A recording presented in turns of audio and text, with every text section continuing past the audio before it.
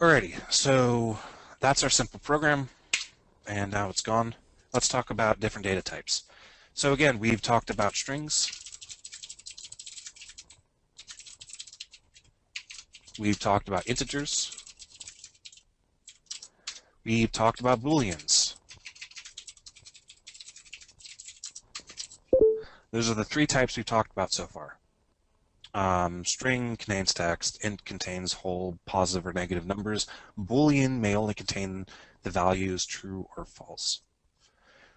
The next up on the list of popular data types that people use are floats. In fact, there are three kinds of floating point types that we can use inside of .NET, and we'll talk about the difference between each one of them. But the most basic one that you're going to see the most often, especially for Unity or other game development, is a float. Now, a float, I'll define a float in a second, but before I do, I want to point out something kind of funny. Just for sake of completeness, I've always shown everybody what the keywords turn into. Now, floats are kind of funny. They are actually system.singles. Yeah, I don't know why they made that differentiation in the BCL, but they did.